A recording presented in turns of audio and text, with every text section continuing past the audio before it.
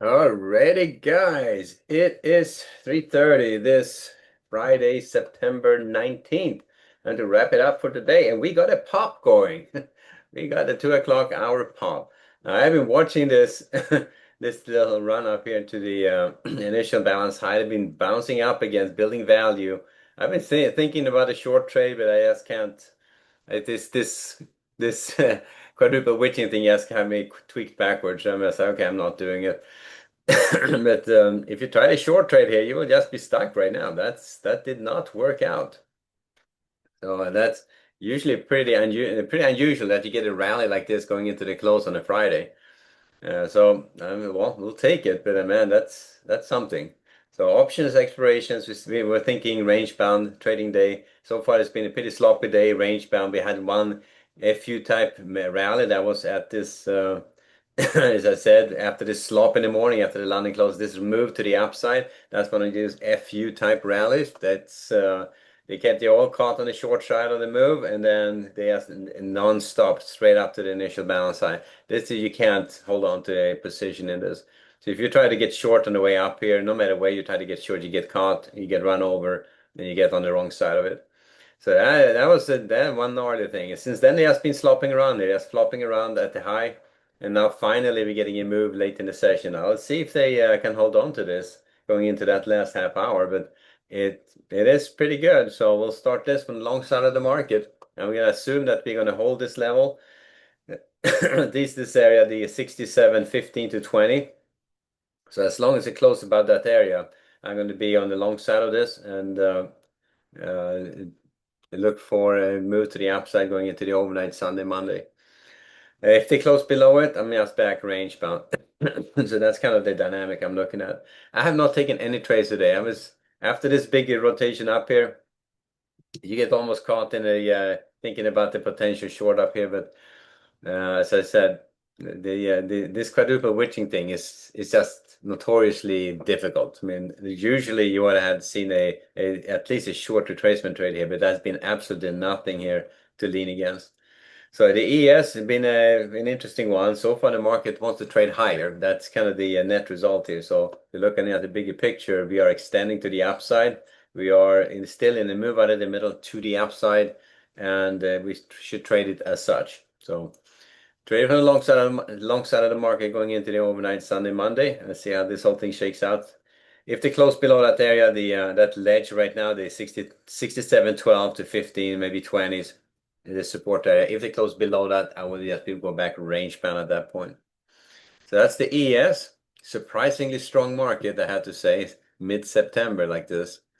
Looking at the bonds and the bonds and the Nasdaq, so bond market backed off a little bit yesterday, had not retraced a whole lot. That's kind of holding in the range.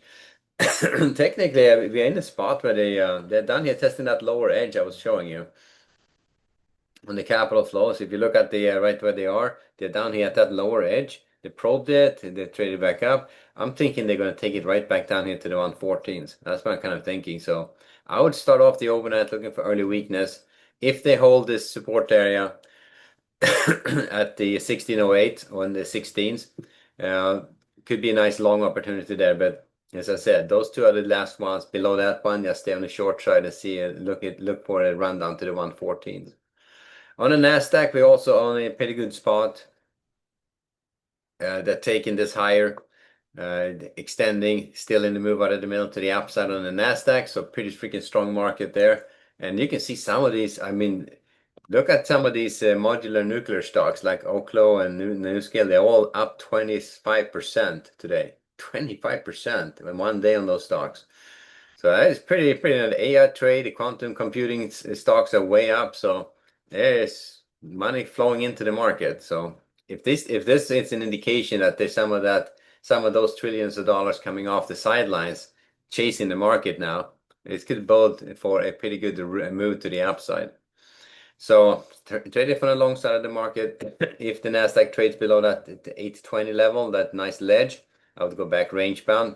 But it's at this point starting off on the long side going into the overnight for the Nasdaq.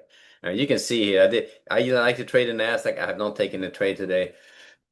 We had the only opportunity I saw on the Nasdaq was and I kind of missed it. It was when this one started heading higher. I wasn't paying attention to the screens, but this would have been a good opportunity to get short. A fairly aggressive trade. If you manage to stay through that till a pop, a rotation back to that tablet. Not a huge rotation, but that's the only thing you got. So after that, it's just range bound trading, and now we are popping going into the close. So pretty strong market. So the trade from the long side of the market, long side of this.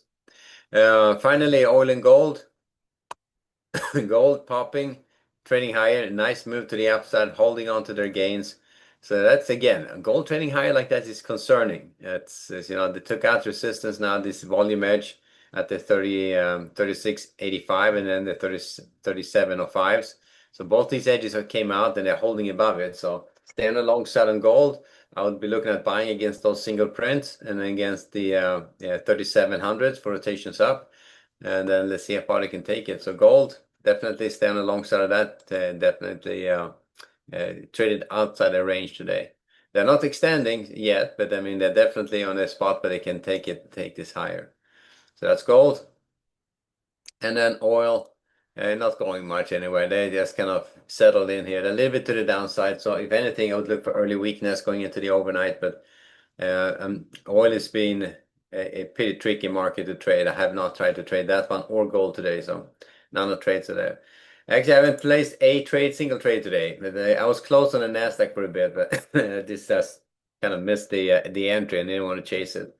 Especially like this. I mean, as you notice, the follow through has been shitty. When it goes, it goes, but it's not much follow through at all throughout the day. The last move here was really this after the London close, a nice rally, stall, and then a rally into the close. That just tells you that the market is pretty strong. So hopefully they can hold on to these gains going into the close. And you'll know after the about 10 minutes before, about 12 minutes, you'll see some action, and it's going to be either it's going to pop to the upside or we may see some profit taken there. But usually those last 10 minutes and when big players goes in and they move the market, they're either in the buying mode or in the profit taking mode. And you'll see it happening.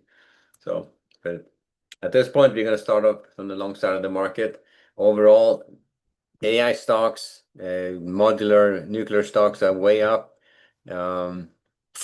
It's just the AI trade is pretty much alive and well. So we'll leave it there, guys. You have a great weekend, and I'll see you back on Monday. All right, guys, later.